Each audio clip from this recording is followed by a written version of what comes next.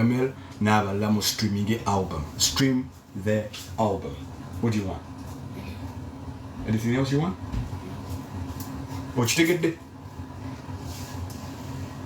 Balyeku nanyini Baba TV kino nkiddamu. Balyeku Baba TV. Balyeku Baba TV. Get people like Nicole TV off the TV. Our country is morally decayed. Is because of things like that. We should not celebrate people like that. She's setting a role. Lwaki balaba atasomye emirimu gwe bagirina. Abatalina qualification emirimu bagirina. What is going to happen? Si fault ya Nicole. Si fault ya Nicole. We hold respect. If nze bali okusinga obaddemu nga omwanyinaze yakufumbira. Singa mwanyinaze yali yakufumbira. Nkimanyi ogenda gezaako okukola damage control mbumanyi opangisa abantu mbawe ssente bajje kuno bangi bakole twatandikira ku bulaka mail ready mail all I know. What do you want? Tell me what you want. I need a cup of tea as well. Good milk n'embuzi. Ate ongoberera ate oli wano tuula mu kiraaso otereere gwe. Tuula mu kiraaso otereere tokkirizibwa commentinga. Tuula mu kiraaso otereere. Aba struggle. Ssebo Museveni yasiiga omuntu wamwe yafudde siriimu yamusiiga siriimu abasitula abiri mukadde. Musiriimu mukadde neera nga bw'omanyi omusiru eyafudde alina enguli ey'obusiru ku mutwe bamusiiga siriimu. Siriimu mukadde nnyo munywe eddagala. Genda munywe eddagala. Mugende munywe eddagala campaign nga babagamba jjamu empale musimayi tujjeko Museveni. Mutandise okutuuka. Take care of your life but tujja kubazika. Obusiru bwamwe buliko n'ekyaja. Bw'oba bukendera buti nga babuteeka ku sola.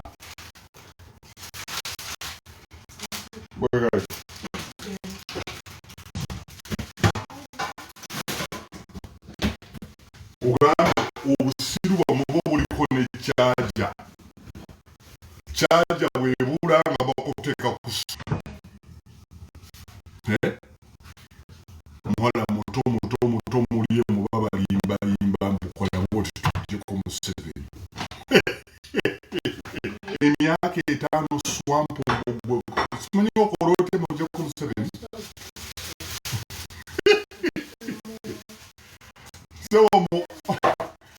Omusajja yasula mu swampu emyaka emujjeko Museveni. Obusiru bwo bwetaaga ebbaluwa bw'obuba bukenderedde ebbaluwa ng'esiiwuse ebbaluwa yeetaaga n'ogikola fotokozala mu simu. Bw'aba n'omwana waffe gwe twagala mbuumusi omwana alina siriimu bulungi. Your efforts will not go over unnoticed. Which efforts? Which efforts? Mwasiri wala. Oyo siriimu yafudde siriimu mukadde. Siriimu oyo. Paul walwanira wa. Ne bannange mwewedde. Kati gwe Paul walwanira wa. Mbo ki fault again? shall fire go murwanira watu balwanireko murwana n'amapesa ga simu yammwe murwanira wa shall fight again murwanira watu balwanireko mpulira buli kaseera muli mu kulwana murwanira wa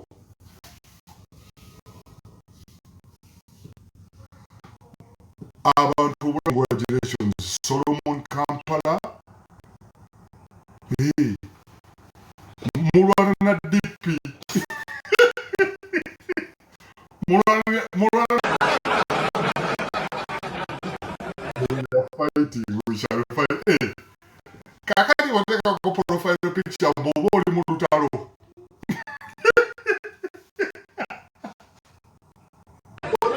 profile picture bobo obera mu lutalo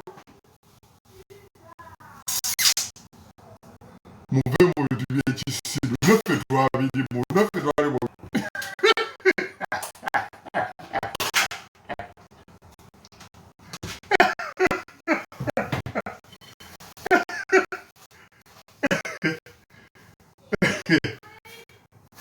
when you change your profile picture or say on your WhatsApp, does it mean you're fighting? Yeah. You change your profile picture of me and my friend. No, like say you change your profile on your WhatsApp.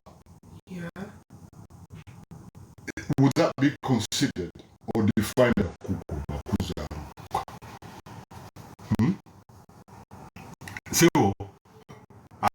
as so se kitegeera oluzungu manyi lulala olulwe lulala nze olwange lwewafulalo breakfast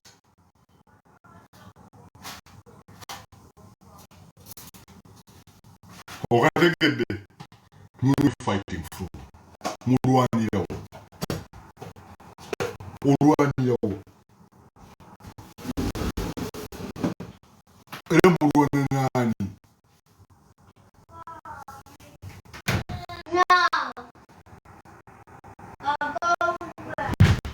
what we are fighting to change the nation mulwanirawa era mulwana nani mbo fight oligo muyita wali okulwana egenda wali nakasolo mukwate eriti mukwate mugende Museveni mugende mulumbe wali olugirana mu you don't like people's freedom you have become something that you are trying to fight to change muli mukulwana malenda ali mukulwana malende nakuga ne bw'onootunda ekibumba ne bw'onootunda kikyo oba ki ne bw'onoggyayo abasibe ne bw'onoddu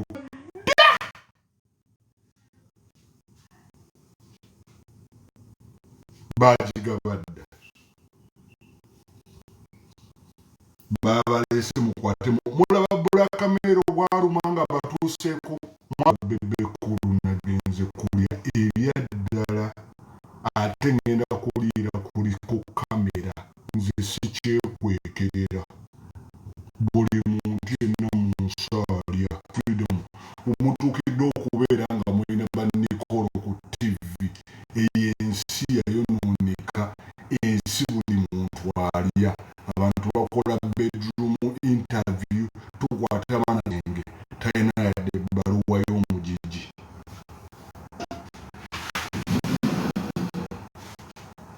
mutudde ku lunaku olwa Sande mulaba Nicole olina obwana bwo busoma how the system is struggling awo kati mpuliriza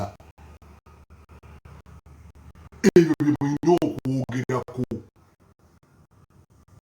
Balamu Baruga had a ministry right for pretend Nicole to work on mainstream TV.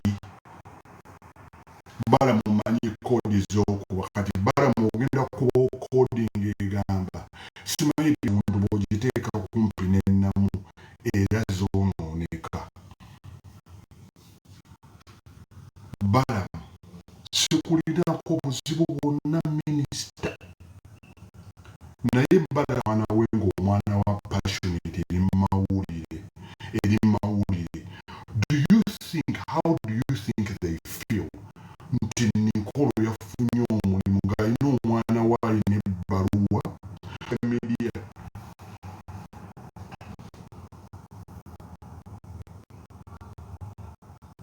alina experience ya media bedroom interview I put my hand on it Nikolo tayinza kuba nga yafunye omulimu ku Baba TV nga yakoze interview nga ya office bweba yabadde ya office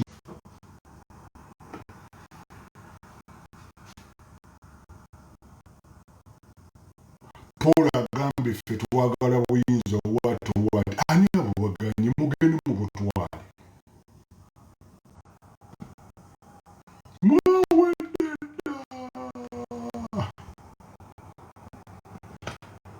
abazungu balina ekigambo kye bayita insanity ente ensajja teyinza kuwaka ne bw'ogisindika mu nnume ekiralo ky'ennume tesobola kuwaka kati kye mulimu twabirimu ne tuwoggana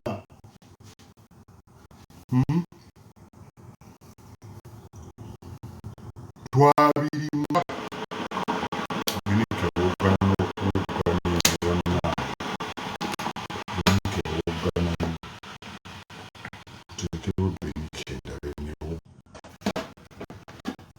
nafuuka fuutu sooja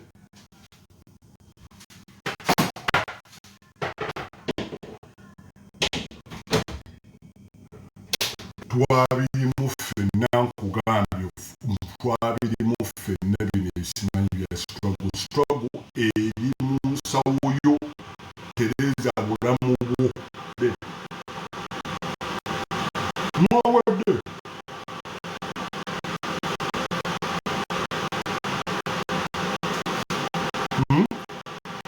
mmekwe yasooka twali kugaana kalulu tetudda mu kalulu tetulina garantizi zino olina garantizi kintu nti oli goba nolaba emitwe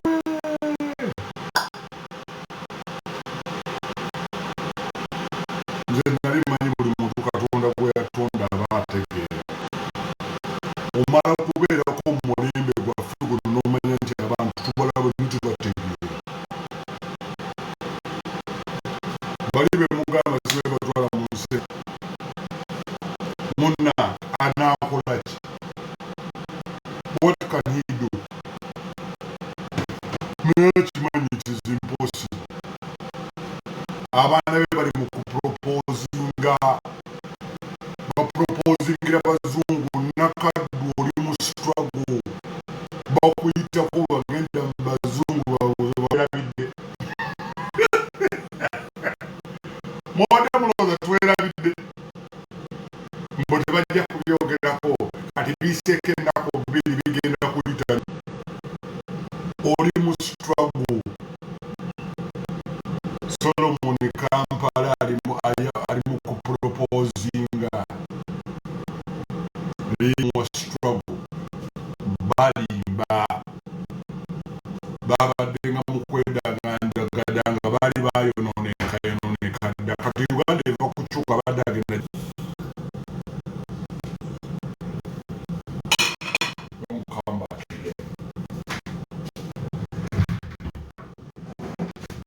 abadde agenda gigasaaki Solomon yawasizza agenda kuwasa muzungu ate bannange temwerabira okusonda embaga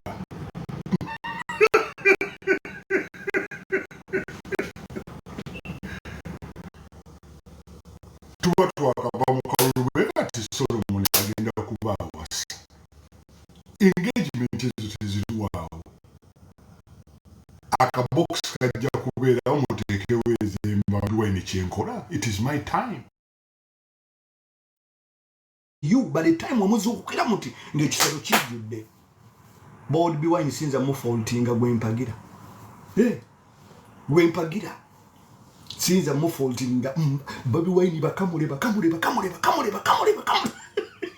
bana agenda okuzukuka bati peti ya bora bakamule teka wakaboka embaga nako bakateekemu teka wakaboka embaga akateekemu lwaki okola embaga omwana w'omukola embaga ku ssente zo tochikola Bobi tochikola bakamule kola embaga egende muwala naye ajje bamuproposinge bakolemu embaga bakamule sasa maisha yanaendelea. Hali ni hali baba. Hali ni hali. Mswahili anasema hali ni hali. Bakamule. Bobi Wine oyina omukisa. Nange ne malamba suubula mu bwenti. Byonna mubimala. Nyumba mujimala, michibi mubimala, byonna mubimala ne Allah n'abampamu bwati. Ne mubanga mutegeera nga bwe mutegeera. Ne mubanga mutegeera nga bwe mutegeera. N'abampamu nze mpagira Bobi njagala abakamule munaagenda okugira koti. Okuddegula nga bagamba nange tugezezaako mwapo wabo poife tugezezaako buli kimu tukikoze nti kati nze mu manja ki abaana nga bafumbiddwa bamaze okusoma amayumba gawedde there is financial what insurance weri nze gwempagira akabbo mulina okunganya embaga muzikozese mu kampeni kitono kubanga Solomon embaga nange njagala mbeereko. Yes. Eyo struggle ntuufu. Omwana w'omukulu alina okuwasa muzungu. Abazungu basobole okujja okutuyambako okujjako Museveni. Abazungu bajje batuyambeko kubanga Solomon kyakoze kiri tactical. Gwe tewakitegedde. Nze nakitegedde. Bw'awasa mu muzungu. Omuzungu abazungu bajja ne batwegattako ne batuyamba okujjako Museveni. Gwe tewakategedde. Kati nkakubuulidde ekyo kiri tactical. Gwe tewabimanya. Olwo lwe lutalo olutuufu. Olutalo olutuufu lwerwo. Solomon wawasa omuzungu kati kanga kusomere. Wawasa omufilipino nga atali mu luzungu. Abafilipino bajja kuweereza amagye gajje kali tactical. Gwe tewakategedde. Franka Gashumba badde nkunonya nsanyuse nnyo okulabako. Jangu ombuuzeeko tewakategedde ako kabadde tactical. Abazungu bajja kujja n'Abafilipino bakuyambeko okujjako Museveni utaluba luwanguwa. Kati ate okukikola obulungi muba bulina kusonda omwana embaga agikolerewo. Kuti mwakategedde kati nkababuulidde. Unaavaawo mugamba ate simba ate kiki byebyo we biba. Okategedde akantu ako ebintu biba byanguwa. Era bwe twabagamba ba allies byebyo ebintu birwaye tutegeeza.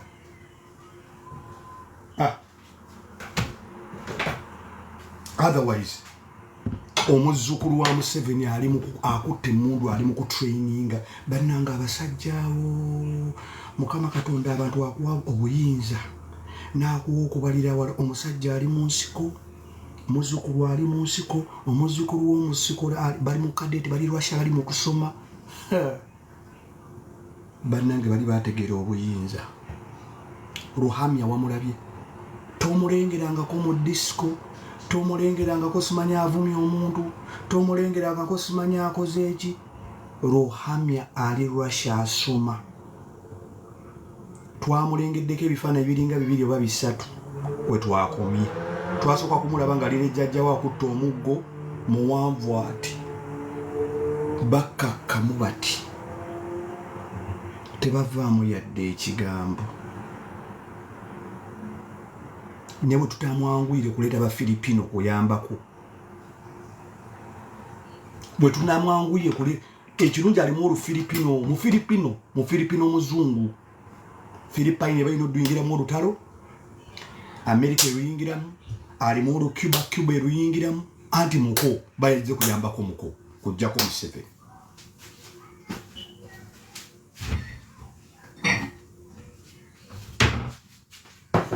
kati kamunyiige mugende okunyiga ninga tibigamba byaddala bwe tewakategedde ngugambye tewakategedde kabadde kagenderere lwaki abako balaba abasibe nga bali mu kooti ng'abako balaba ate omuko omuwala asembedde kiba kyanguwa bafuna muli amaanyi agajja okuyambako okujjako Museveni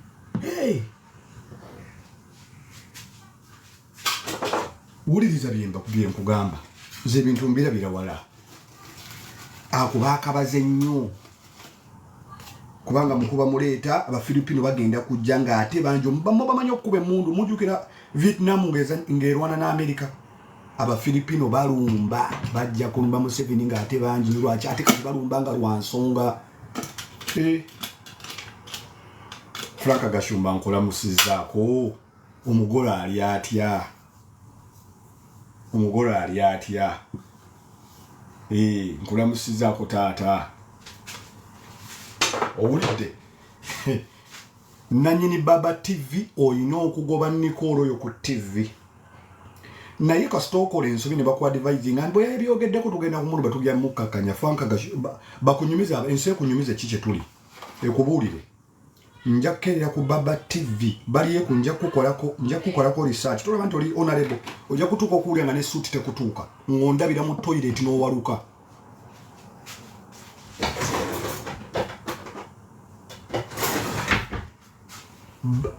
nkugambye bwe mutagoba Pretend Nicole ku TV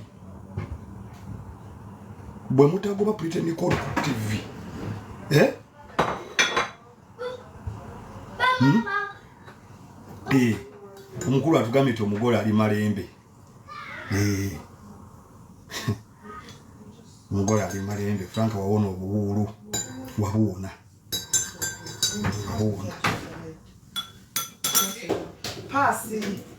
wabuwona obuwuulu okategedde naye nga weyagale omuntu yenna ku nsi afuneko omuntu gwayagala katunaku lwa Sunday wakeddoli masuka gafe gali ga sifiredi amajiga ate pozi owo otafumba waka Frank Gashumba makaga fojja gonoona abakazi abafe bafumba abawo baba sente nyingi munnange ebyo byakwonoona tuli extremely happy mwana omukwano wegute wegunyuma ataka omuwala omukazi omuto mulu akuzza buto kati no bakulu bannaffe betwawasanga tutandika bayinza okunyiiga banete bampulira nabo bakyali bato nawasa muto ne bannaye si kibi bannaye okumuzzaako obusiraamu bwonzikiriza si kibi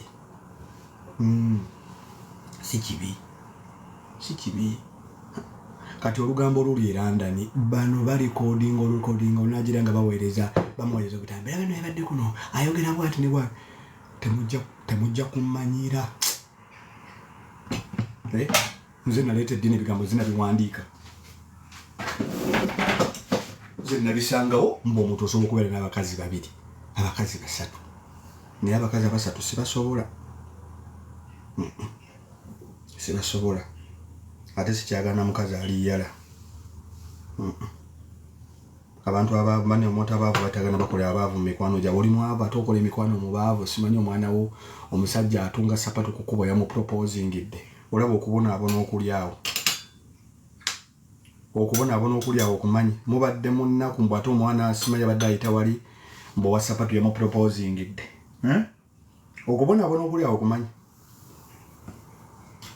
tudde wamma wali ku proposal mwabadde mwagala kubitwerabiza tetunaba kubyerabira tebinnaba kuggwa naye ako ke mwazanye nga ate tugenda mu election kakulu nnyo Abafilipino kye bagenda okukola Museveni bakodomi bafutu soja olutalo mu luveemu Abafilipino kati bamuko alimu olufilipino alimu olucuba alimu oluzungu nakyo ekirala walimu n'olukambodia alimu n'olukambodia ndowooza kali tactical nnyo principle yakalabye ekyo balaga ebifaananyi mu bite tewali kintu kyebata kino kankyogere seriously tewali kintu kikolebwa ku media nga tekiri mu mukono gwa mukulu ne mukulu yepesa alijeke kalike yabagamba nti balina ba allies temwaite mutegedde be ba allies if allies was a person mwamulabye kati mwongere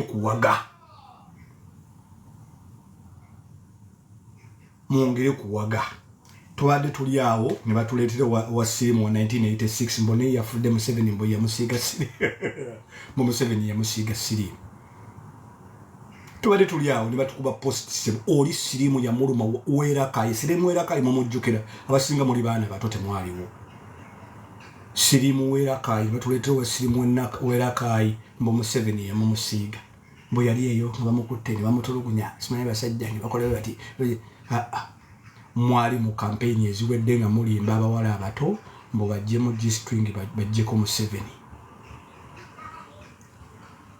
kati result zezo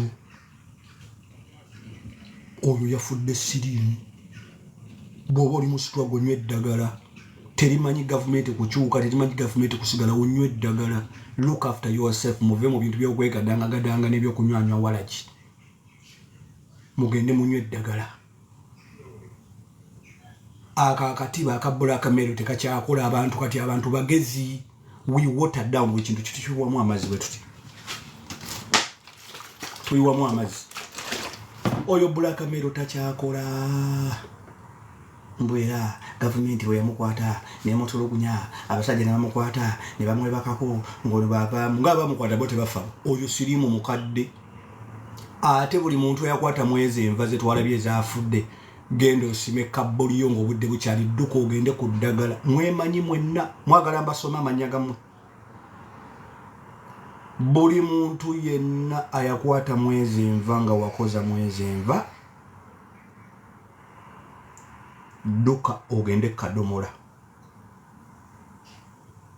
dduka onywa akadomola mwagala mbasome amanya gammwe mbasome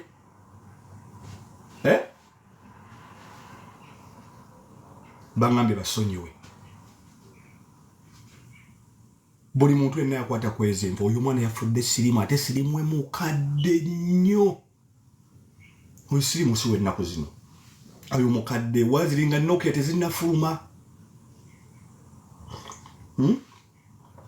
waziri zinokia nga tezinnakola ki zinokia nga tezinnafuluma mukadde wadda Museveni alabye bannange president alabye nayafudde sirimu mu 7 ya mumulete mwegadanga mugenze muzanyisiza obulamu bwamu mbo mu 7 ya musimimu mulowoozo b'ensi yonna nsiru era nga bw'omanyi omusiru yafudde n'engule ye y'obusiru awanise omukono wata pite ku nsi bw'onoobeera mu geyeena ne muggulu ogenda kuba mu geyeena ejja naye erina kuba ya ku nsi balemera balimbalimba mbu ensi ensuubize gw'ogitandika. You push yourself, position yourself, wanika omukono awali abagagga. Nebagamba njagala kubeera mu mukwano gwa Jenu Muhozi ngenda kubeera kifuba ddembe omwaka guno nga tegunaggwako guno. I have to position myself. Nebagamba BebeCool mulina. Yes, position yourself. Bote positioning ebintu bino byakwe positioning wetekeko value kwenyigiriza kubagagga omugagga ne wakuba oluyichuka kubene side ene ndala tobuza nacho nkubidde ki omugagga ne bamubuza kubidde ki bwakube chuka kubene toyina lukusa lubuza lwacho omugagga kubi yali badde ina nokusamba mugambe ne mukazi wanka moleto omusambe n'abaana obakube mugagga twenyigirize kubagagga tubeeko kuti omugagga bwakuba oluyiwa mugambe kuba ne wano n'omukazi kamuleeta omukube nejjajja omukube ne bazadde bange obakubi abo bayita abagagga wabula si bagagga abaavu kubanga mu bagagga mulimu abagagga abaavu gye bali nga mikwano gyaffe nga bagagga abaavu mu bagagga twawule mulimu abagagga n'abagagga abaavu. Waliwo omugagga nga mwavu mu bagagga, ne wabaawo ate omwavu omugagga mubaavu. Mukategedde? Tukaddemu. Waliwo omugagga nga mugagga mu bagagga, ne wabaawo omugagga nga mwavu mu bagagga, ne wabaawo omwavu nga mugagga mu baavu. Omutwe gukuluma ku Sande ova ku kanisa okutta Bible. Kwata Bible bulungi togisuula mu ttaka. Omutwe gukuluma tanka kuddiremu. Waliwo abagagga nga baavu mu bagagga, ne wabaawo abagagga nga bagagga mu bagagga, ne wabaawo abaavu nga bagagga mu baavu, ne wabaawo n'abaavu nga baavu mu baavu. Okategedde? Kati embeera efaanaganako bwetyo. Kyonna kikiri twenyigirize ku bagagga, contacts zo ze networth yo. Ne waba politician, kubanga bonna ba politician boolaba abo, tewali politician aliwo omukuweereza bantu. Bonna babbi nkolaganye.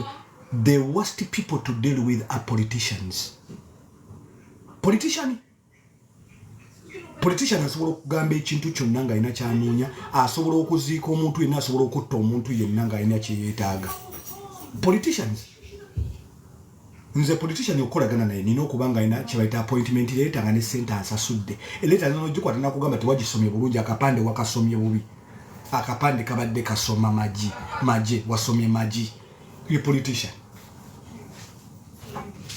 Ate abe Uganda pedigree nkyamu nfu. Balimba babbi, tebakolera ggwanga abasinga babbi tebaliwo. Bino byonna bimuddamu. Gwolooza lwaki balaba oluvannyuma lw'emyaka 5. Politician ye emyaka 5 emabega yajja n'akugamba byonna agenda bimala. Emyaka 5 giyiseewo akomyewo akugamba agenda kugamba ebintu byebimu byeyakugamba luli nti ku luno era agenda bimala. Ku saidi zombi, esaidi evuganya ne gye bavuganya, bonna babbi, bonna balimba bayaayi. Kitegeeza gwe olina okufuuka politician wo, gwe olina okufuuka omuweerezaawo. Emyaka 5 emabega yajja n'akugamba gwe binkwasi, weebeereremu obindekere, n'akwata n'abikuddiza. Kati ate yakugamba eddamu bimukwasi, ogenda mukwasa ki? N'akuleetera omusango mu kkooti y'abantu, tebannagusala wabula ate agenze kunoonyayo omusango mulala. Tonnasala gusooka, temunnasala gwa mbuzi kuwalampa bisenge, mbw ate wazzeeyo kunona gwa ndiga kunywera mu buseke. Oy, tonnasala gwa mbuzi kuwalampa bisenge, mbw ate wazzeeyo kunona gwa ndiga kunywera mu buseke.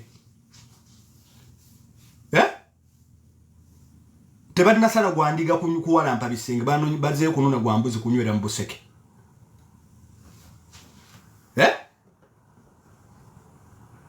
Nobeera kugamba nomubeerawo ng'oli buuti. Ba politician bonna abasinga bayaaye balimba.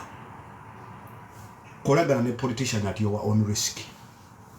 Bw'oba okolagana naye alina kusooka kusasooka. Oba gy'agenda tagenda kukolera bwerera, yataga ssente, bataddemu ssente, batunda ebizimbe, batunda amataka. Mwabalebe mu NRM primaries bafiirawo. Mubalabye ne mu opposition Black Mail gwe state agent gwe tokoledde bantu oli ayagala bakolere ki? Oli ayagala bakolere ki? Bobo okolagana ne police ngamba kalungenda kakwa mpa ku sente wano mwana dayo ku school fees ku ssomero kolunka kuwe. Mugambe tongule wala jiwa 5 nsobola omwegulira. Mugambe nakye njagala okukola kya million 2 sente bazirina. Bafuna million 4 million 5 mu parliament. Mutwalo gumu mu senate tudu ogwa dola. Mugambe mwana nina business nyawo talaka million 2 million 5 million 3 bwe kiba tekisobose mbambi don't waste my time bambi bakulujji lwange genda ku lw'obulala. Simple politician ne kino nkirangirira nze sirina wantu wembeera nga tewali ssente bwa tewali ssente siribeerawo. I don't stay with people if you don't have money tugenda kunyumya kuki nze noonya ssente naawe gy'ogenda kunoonya ssente kati ate olina byoyagala nkukolere nga byabwerere kuddiru ki mumanyi tera yakalango kanumba ate manyi kolera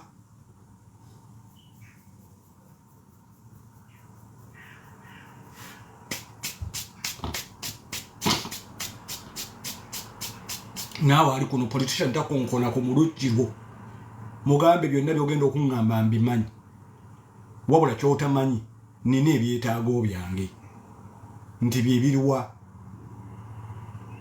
nina business genda otandika milioni 2 afadhali akweko milioni mugambe afadhali tutambuliraawo emyaka 5 mwaze emyaka 5 tomulaba kakati yakomyewo ekyo kikutegeeza nti gwe nanyini buyinza newankubadde agenda eri n'aweereza ayambala essuuti bamuwa n'emmotoka eyakabi nesi alina obuyinza gw'obulina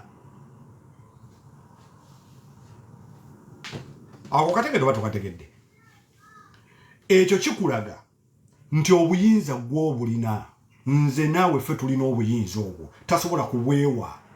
That is why emyaka 5 alina okukomawo eri bakamaabe addemu abasabe bamuwa omulimu gwomuwa akalulu kitegeeza gwe boosi mulekerawo okuvunnamira bapoliticiani gwovunnamira otya nga gwe mukama woli bapoliticiani balina okuvunnamira ate ffe.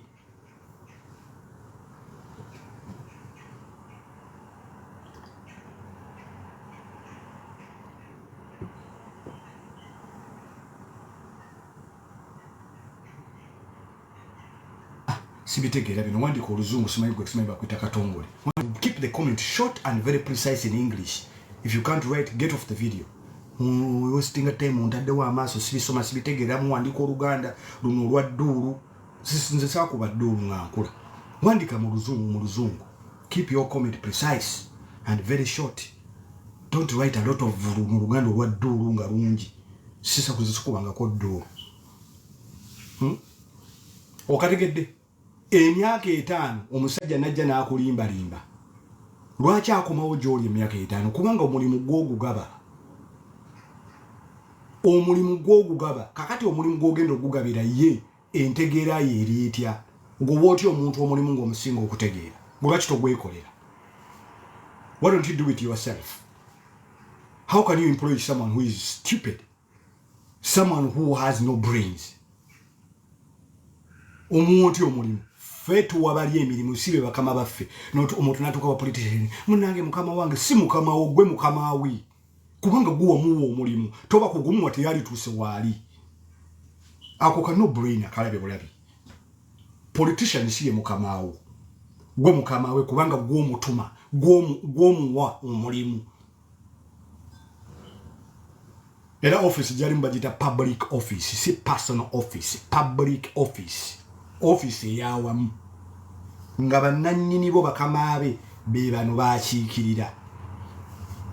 Tolina lukusa lumuyita mukamawo kubanga si mukamawo.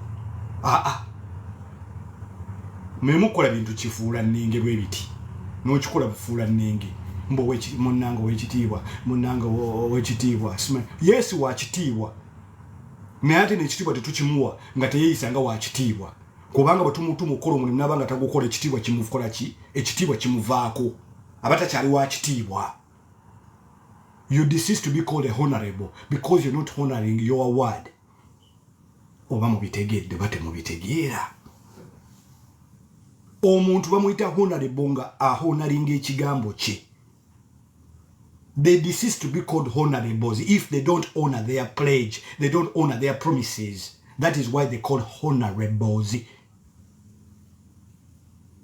That is why they call honorables, because they honor their pledges. They come and pledge with you. They come and pledge with you. They give you their pledge and say, we pledge to honor whatever we are going to say to do, and they do. If they don't do, they're not honorables. They are outcasts. This is where the English starts to Englishing.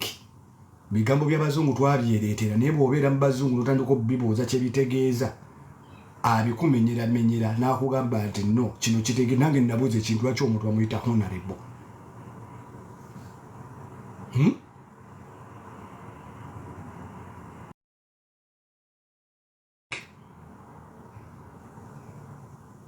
My right honorable colleague, because they're rightfully doing and honoring their pledges. They are there to service the people. Okutuma kyalaani ekitunga ekiteeka wuzi ku lugoye. Oli lugoye ne weetaaga okuteekako ewuzi ezisobola okutunga kye bayita okutunga services to the people, education, health, emisolo, security. Kozi gwe ffe bakama baabwe tubatumye okugenda okukola ebintu ebyo. Bakama baabwe tubatumye okugenda okukola ki? Okukola ebintu ebyo. Ffe bakama baabwe ffe babatuma. Oli si mukama wo ate tebamuyita honorable. If they're not ready to honor their word and their pledges, they cease to be called honorables. Are we communicating? Are we communicating? Kale tobeeranga awo n'ogonda nnyo bwe w'ekitiibwa simanyi mukama wange. Si mukama wo, si mukama wo. Omuntu gw'otuma ogenda okukiikira, your representative. That is why they are your representatives. They represent your what? Your interest. See, they represent your interest. Our interests. Ebyetaago byaffe kubanga ebyetaago byaffe biri ki? Simple. We need security, number 1. Number 2, we need education. Number 3, we need mirimu. Number 4, we need a proper health care. Number 5, amateeka oku having equal rights and justice to all. That is why they are called your representatives. Abatume barepresentinga babakiikirira endowooza zammwe, bakiikirira endowooza zaffe. Are we loud and communicating? If these people 5 years ago, they didn't honor the pledges they came because they placed a pledge before you, you play back the pledge one by word. So when you came to March India West, you pledged to do number 1. You pledged to improve education. Have you improved education? No. Have you improved security? No. Have you improved the economy? No. Have you improved the healthcare? No. Which means you didn't honor your pledge. We are very sorry, sir. We won't be sending you back to represent us because you didn't honor your pledge. It is as simple as that. That is why nzogenda okukiikira abantu bange I will never go for MP. Njagala kubeera mu local council kubanga local council zina budgets. Bwe budget yaffe ku healthcare eri ki? Tulina kukola ki ku healthcare? Okutaasa endwadde tulina kukola ki? Kulongoosa bitundu mwe tubeera. We get the drainage right. We have to just get the drainage right. Kirwaza abantu awaffe bukyafu. Tewali kirala. Omuzungu okutaasa endwadde baali baziinaano kye basooka okukola kwe kugoba pit latrine wonna mu bibuga byonna ebiri suburban. Kubigoba ne bagamba teri muntu akkirizibwa kusima pit latrine. Abazungu babeeranga ku toilet za kusitamako edda. Era bw'ogenda ku farms ezimu wano enkadde ne mu bitundu ebimu mu London pit latrine mweziri. Ne tebakyazikozesa, baazirekawo nga bijjukizo kubanga zaatuuka abantu ne bazoononamu nnyo. Olwa winter obukyafu ne bufuuka obukyafu ne bavinga kibayita black death. Did you hear about the black death? Mawulirako era gye bayita the black death. Abantu baafa, almost 3/4 of England baafa. Kati ne banoonyereza obulwadde buno buvudde ku ki? Nga buvudde ku bukyafu. Abantu ewaffe tebalwala nti balwala ki? Balwala bukyafu. Ng'oli atya emmere nga waliwo omwala wali. Oli atya emmere nga waliwo omwala wali. Waliwo omwana. Mbabazi, thank you so much. Mbabazi wa bebe bannanga abaana ba Gagamero Mugabe ebirabo. Ne Gagamero sinaba kufunayo mpologoma. Naye abaana ba bebe Mugabe ebirabo bannange mwebale nnyo.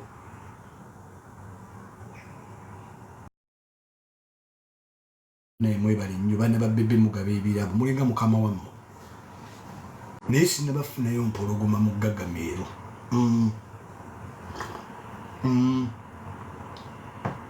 Thank you so much Mbagazi. Okategedde mbagamba nti ekirwaza abantu ewaffe obulwadde bukyafu era nawe mu makaago okutaasa abaana bo butalwala. You just have to improve your hygiene. Kigenderere nti obeera n'omwana omutewaka. Omwana ono obanga muli bayonje waka talwala. The moment they start going to nursery batandika okuleeta infections ewaka. Omanyi kiva kuki?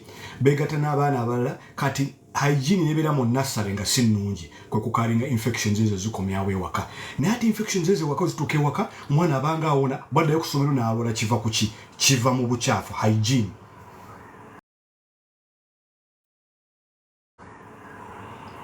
Ekisinga okutulwaza ffenna bakiyita hygiene. You get your hygiene right, endwadde ezisinga tesobola kusurvivinga watali bukyafu. Most bacteria and most viruses can only survive mu environments mwe zisobola okuthrivingira. Kakati bw'obanga oli mu local council, kinagambye nze saagala ba MP Uganda. Njagala kubeera mu local council. Local council ina budget tusobola okutuukirira abantu.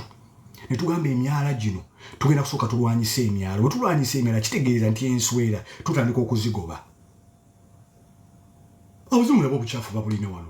Naye enswera tezirina we zithriving kuba buli bantu bonna bayonjaawo.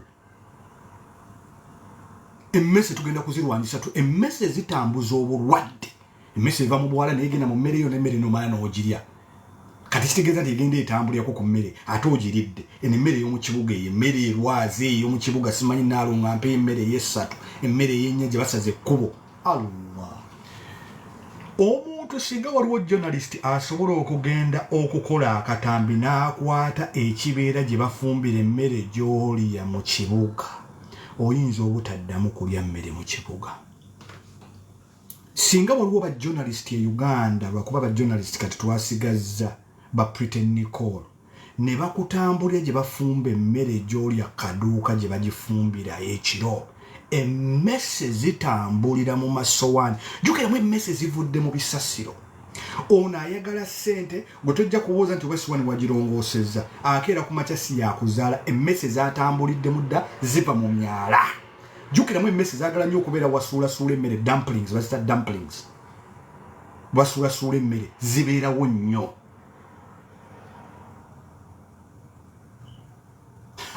Eno live ebadde yeetaaga kusasulira. Ebadde yeetaaga kusasulira kubanga bye tusomesa eggwanga ate baabisasulira dde abantu bibasomesa. Ojje Marvin nkulamusizzaako mwana ayagala Museveni. Marvin weereza request otubuuzeeko. Marvin weereza Museveni otubuuzeeko mwana ayagala Museveni. Sebo wayambadde n'engatto. Marvin weereza request otubuuzeeko. Singa otunuulira emmere gy'olya kaduuka gy'olya era bannenge mbagamba bw'obanga ogenda okulya mu kifo e Uganda tuukako gye bafumbira emmere, look at who is serving you the food and go and see for yourself nti ngenda kuordaringa but I want to go to your kitchen. It is okay. Yeah, politely omugamba nti I love kitchens. I would love to go and see your kitchen. I'm very passionate about kitchens. Oyinza okuvaawo nga tulidde.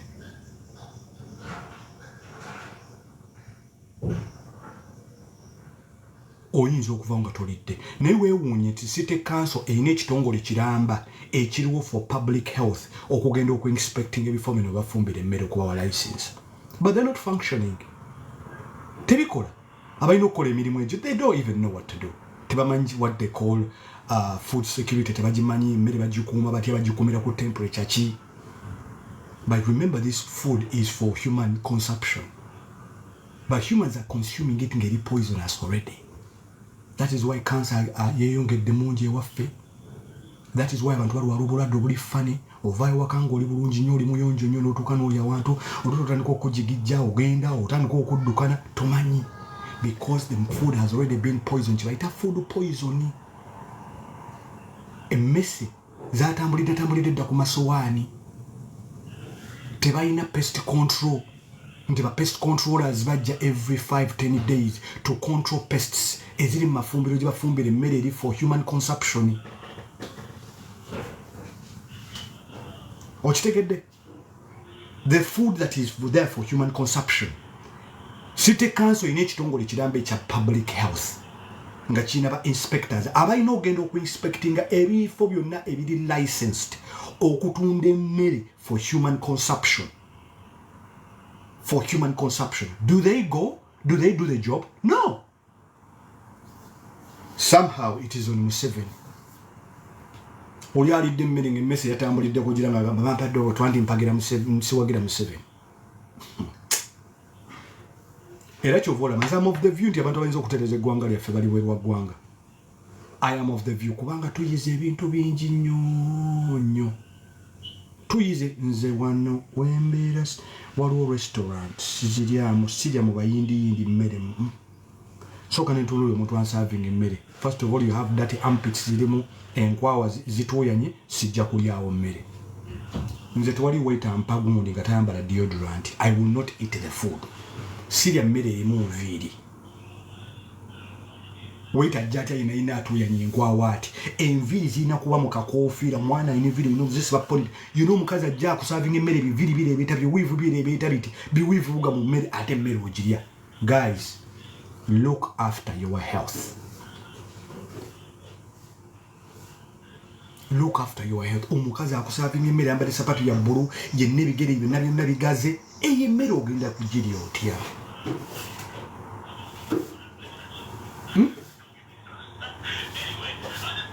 Emmere ogenda kugirya otya eyo?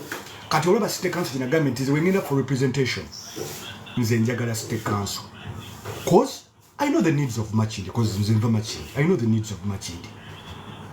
Nti fo okutaasa obulwadde tulina kugenda tulina kutereeza buyonjo bwaffe Machindi. Tulina kutereeza buyonjo bwaffe abantu kubeera nga bayonjo kuyigiriza abantu buyonjo. Ekyo kyokka kireducinga disease by olowooza lwaki mu COVID government zayigiriza abantu okunaaba mu ngalo lwaki ekyo stopping this virus okuba nti eflowing. Bintu bitono nnyo bye tulina okukola. Bano ba MOP tebalina nnyo kye bakola kiri awo kuba n'ebyokuteesa tebabimanyi. Awantu awali ekizibu ku local councils wano. Ku local council wano we wali obuzibu awo kubanga we wali ba representative abatuufu. Those are the people should be paid more than the MPs. Kubanga for them they even have a budget. Budget bagirina.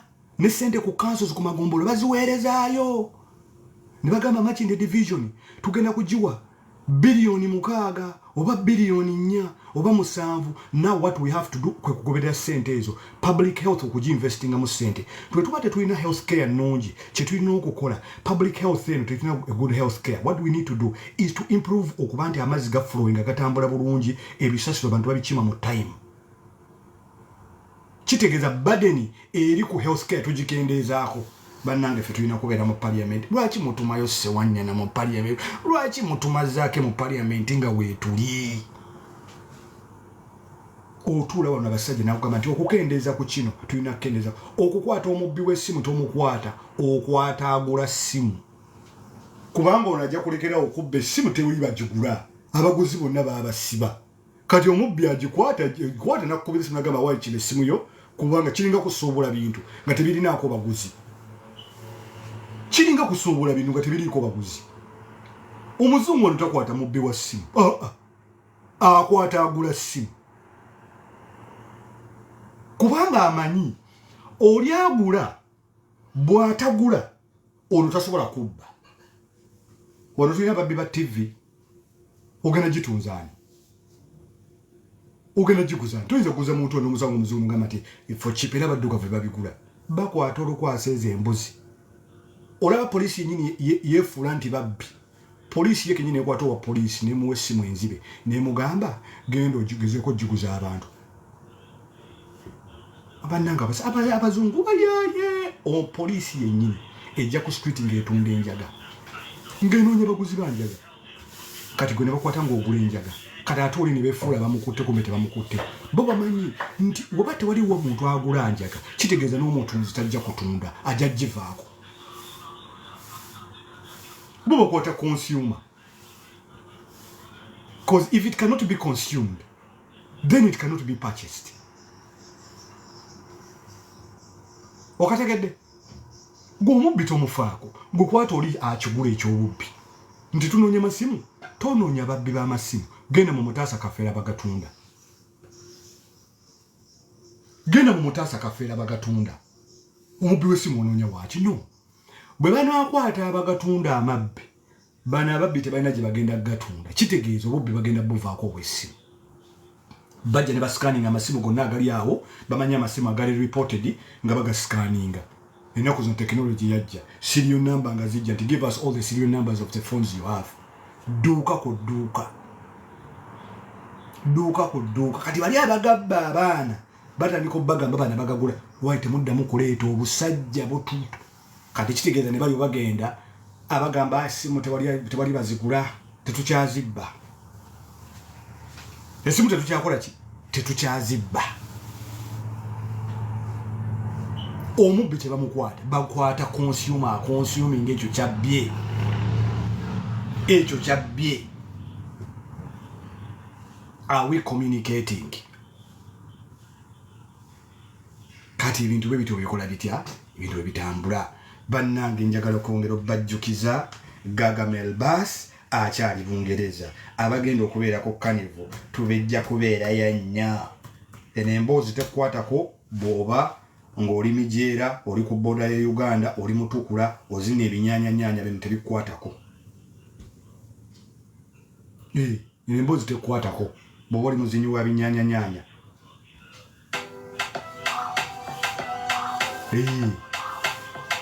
okategedde twocha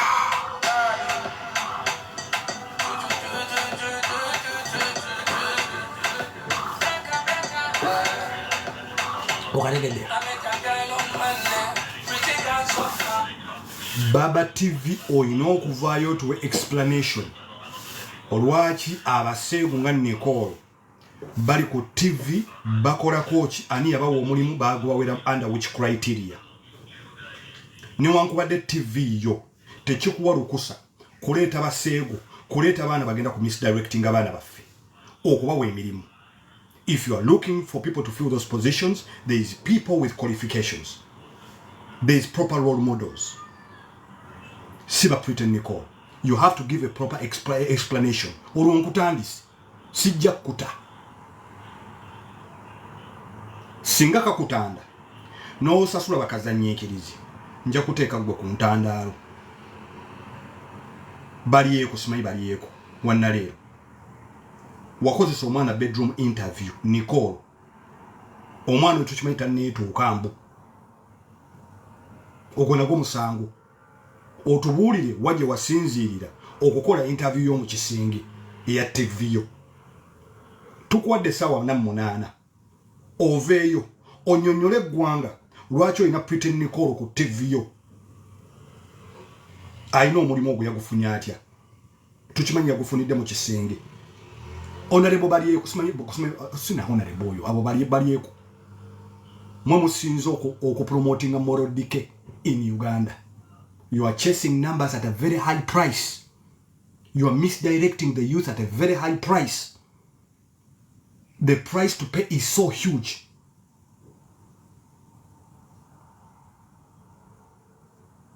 Minister Balam, Baba TV needs to give us an explanation. UCC, the owner of Baba TV needs to give us an explanation as to in which way Gundi yafunye omulimo Pretty Nicole. The time for bedroom interviews has to come to an end. We take our daughters, our sisters to school to get an education so they can be employed through the right channels, not for them to sleep with people to get jobs. Oluntandisi.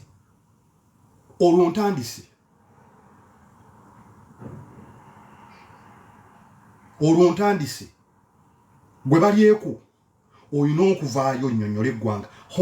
Minister Balam oba abavubuka twagala tutegeere, how does Pretend Nicole end up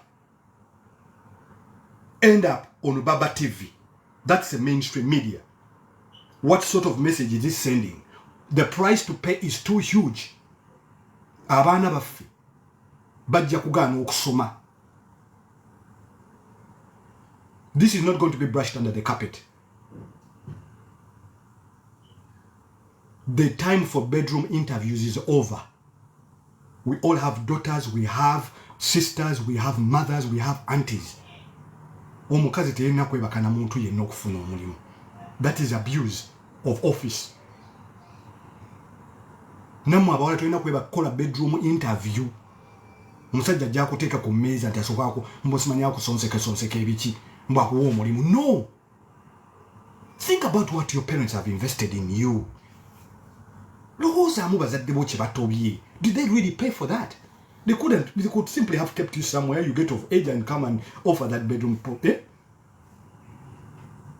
The problem is she might deny. How can she deny when she's on TV? How did she get the job? The TV needs to come out and explain. How? For starters, she's a P7 dropout. Huh? Water? There.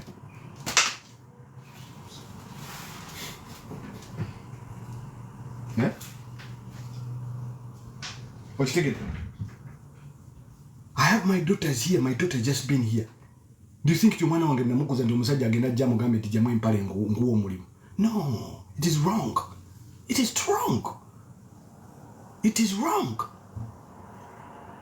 It is wrong.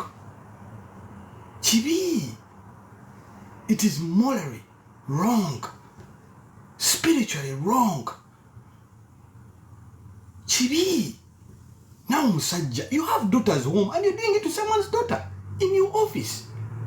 And you think it's just going to slide. There's something that someone is going to do it to your daughter as well.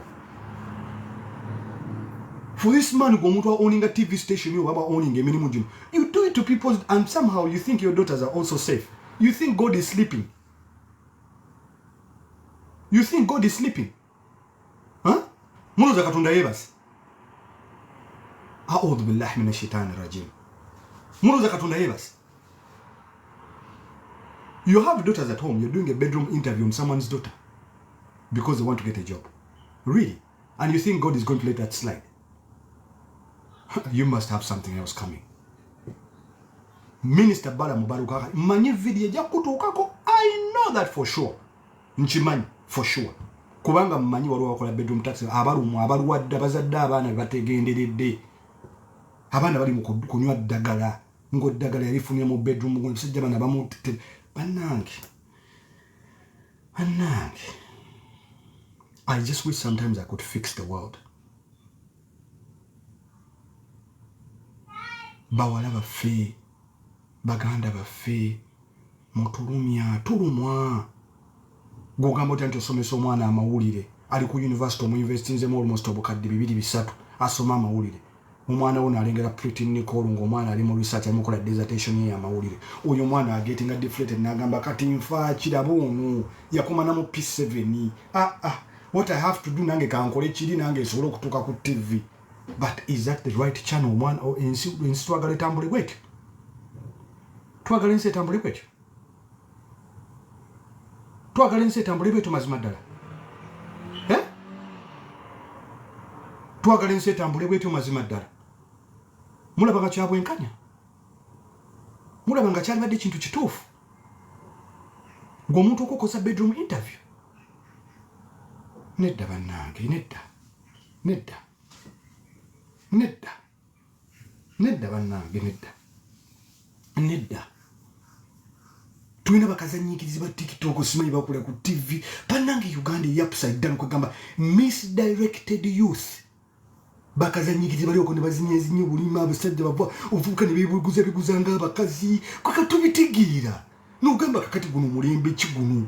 TV kijoolaba ng'otudde n'abaana bo muumudde abaana bonna ku lwasande ova ku kkanisa otudde nti abaana abavubuka bali okuba bigula bubiguzi bubi n'asimanyi neyegizagiza mu TV. Mulowooza you are funny clowns, ebintu tebinyuma.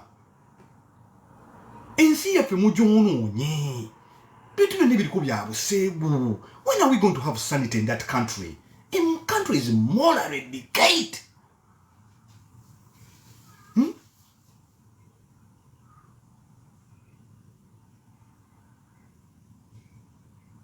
Otudde ku lunaku lwa Sande luno oyinza okuva ku kkanisa otuddeko awo oba mumaze okusaala swala yammwe maze okusaala ogamba abaana bo mutuleko mbaye ku kabuntu kumula ogenda okulaba ng'olaba bakazanyiikirizi simanyi omusajja omuvubuka omukulu omusajja omukulu yeebiguza balina amazina gemuzina agabaddiikula and some you think it's funny.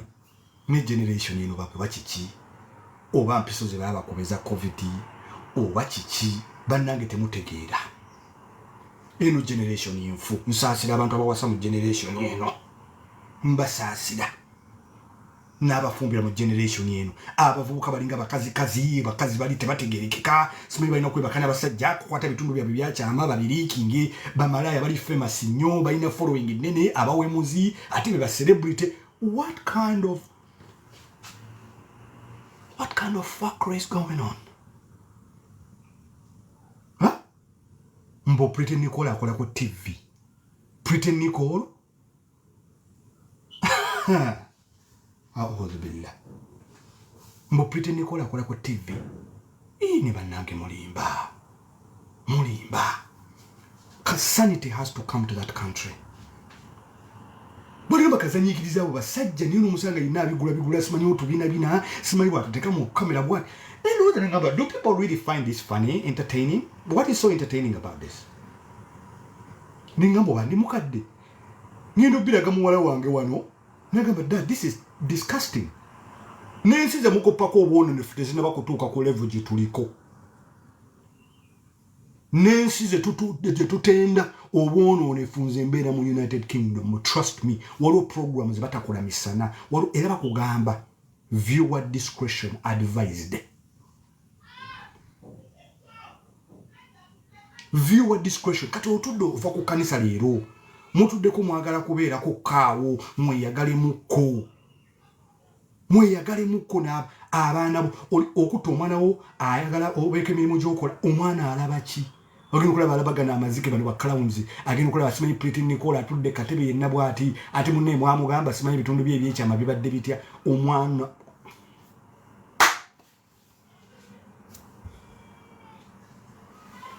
bannange eggwanga liggwawo. Eggwanga lifa ebintu bibiri. Eggwanga kasebe lifa ebyenjigiriza n'ebyempuliziganya. What we feed the masses is what the country becomes. When has it ever become normal? Omuntu alina profile ongeyo okubeera nti ali celebrated. When has it ever become normal? You are chasing viewership on a price of morally decaying our country. Chasing a viewership ku TV at a very high price okono nensi yafe. Baba TV. You need to be closed down. 48 hours. Today is a Sunday. Tuesday. Come Tuesday at this time. I will talk about you. What I will talk about, people will abantu bajja kuchiraba n'ababadde bazibiriza amaso abamuzibe bajja kulaba ne bakigala bajja kuwulya betunayogera. Or you know okuva explaining. Think about that girl who is in journalism school, whose parents have invested so much in them, and they're watching Pretend Nicole on Baba TV, on mainstream media. What do they think? Do you think this girl has the guts even to go back to school, to the lecture room? Really? Really? If you was in journalism school, you've invested so many years and your parents have invested so much money, would you have the courage to go back to school, to go back to a classroom or to a lecture room? Or would you even have the courage to go to a journalism school for that matter? No, you wouldn't. You would not. But that is why we have social media. We can be able to express our opinions without fear or favor. You might be a member of parliament, you might be a rich politician, or we don't give a fuck, man. We shall speak about it. What is wrong is wrong. Right is right. There's no sugarcoating. It's good you're creating employment, but at what price is the question? At what price? At what price?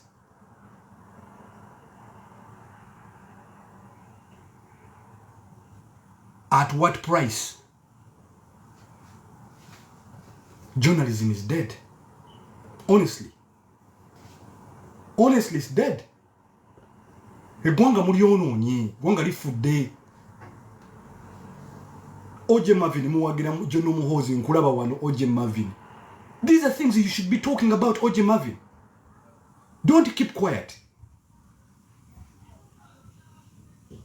It doesn't matter what party you're from. Yes.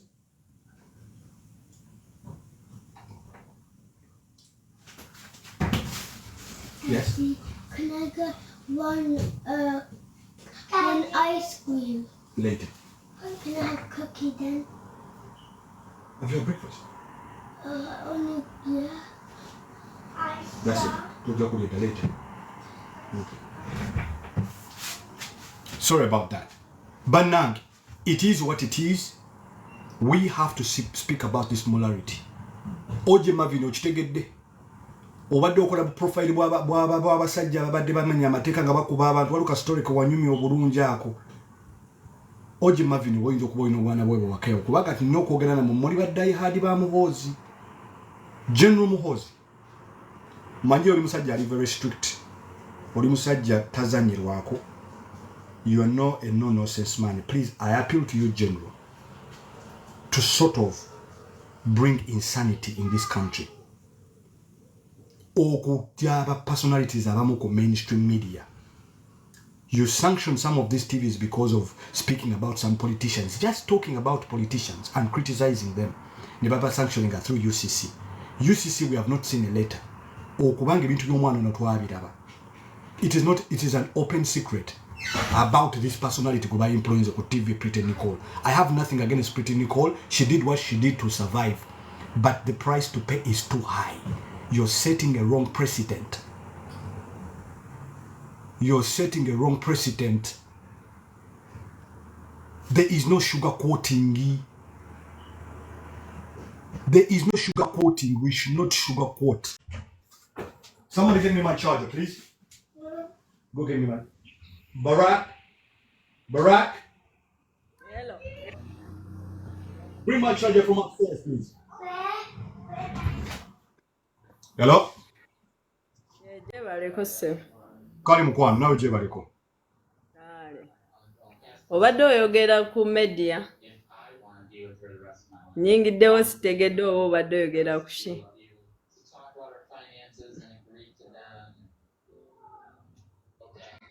Next time where is a request, soko owulirize. Don't just send a request. Soko owulirize mukwano. The media is dead. That is the topic of discussion. I can't explain because for the interest of other people who are listening. Thank you. Hey, wuliriza. Osoko okolechi sending a request. Don't just jump into the live. I appreciate you sending the request, but I need you to listen first. Was set up like that. Oh, was set up like that. Okay, if it was set up like that, no problem. Sorry about that. Yes. Anyways, fenna tuli totally responsible. Banange fenna zadde abaana. Kiyinza okuba kino tekikwatako, but ebintu olina okubirabira from far. Omwana watandika okuwemula ewaka olw'okuba atambula n'abaana bawemula TV za normalizing okuwemula. Like now, okuwemula kwafuuse nnomombo. But it is not cool. It's not normal. It is not. It is bad language. Olulimi lw'abantu abatali bagunjufu. Okujja okuwemula si lulimi lw'abantu bagunjufu. No. Tuli mu nsi erimu emphasizing ennyo discipline ne cultures zaffe. Emphasizing nnyo discipline. Cultures zaffe baziteekawo okubeera nti zina safeguards. There is a language which is appropriate. Ge tuyinza okukozesa embeera yaffe. Okuwemula is not normal. Now, is ku bantu abatali morally decayed.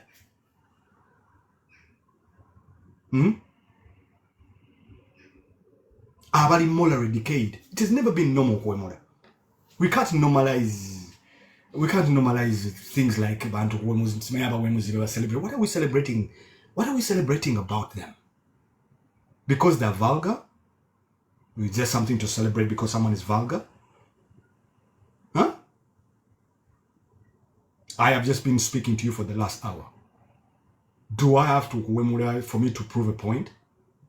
Or because I'm chasing numbers, or because no. You speak to a few. For me to roll is much better domino effect. Or akayinja kamuka kuba nikagenda kakuba buyinja mutwalo mulamba. Educated domino effect thought. Ndio kuba kamu nekakona kalala ne bagwa obuyinjo omutwalo mulamba naye ng'okozesa it is morally wrong for Pretty Nicole to hold omulimu ku national TV. It is morally, socially, economically wrong for a TV station to be chasing viewership at a price that the country has to pay. It is setting a wrong precedent. It is morally wrong.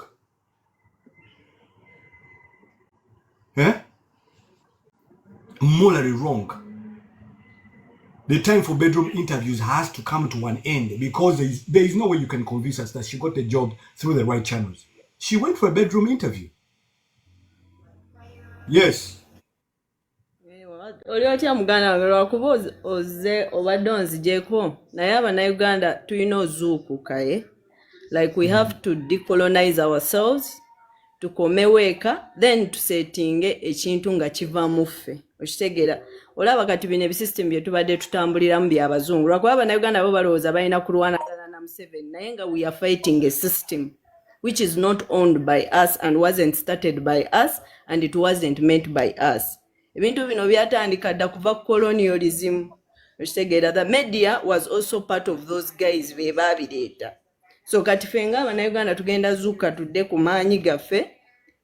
Then we set standards. Kuba ffe tuli bantu ba mpisa, tuli bantu ba kitiibwa, tuli bantu ba buntu bulamu. Like we have to set standards. Lwakuba Abannayuganda bo tebana bakitegeera. We are not fighting Mr. Museveni.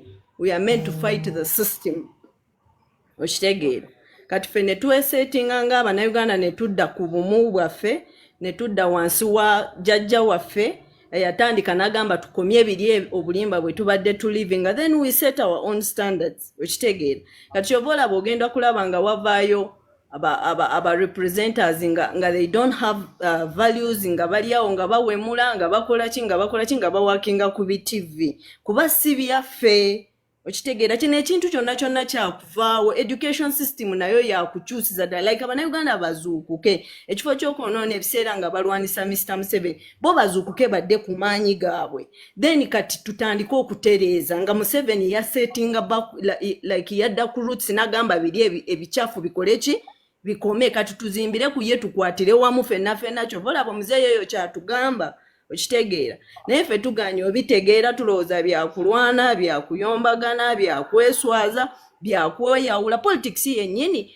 abazungu be baagireeta ate baagiteekako okutwawula kulwanagana okitegeera when the king came n'agamba kakati nze kambikomye muve mu bipolitics ffe ekifo ky'okuvunnama ate ne tudda wansi we ne tugamba kati Museveni ye bw'aba akyalwanagana n'ebiri ebisajja ebizungu kati naffe katutandike okugamba we are under him we are under one roof omubumu bwaffe that is why his symbol eraga katonda omu ffenna wansi okitegeera kati tugambe katutandike system education system bweti ng'eyamba ffe nga eva mu ffe ng'ekolera ffe tukyali under like those guys still owners kyovola abane bwe tubanga tugenda kuba obululu those guys come through okitegeera ne batandika ate okudda ku musajja waffe ku muganda waffe ne bamumanyiira ne babeera nga bamuteeka eno neeri like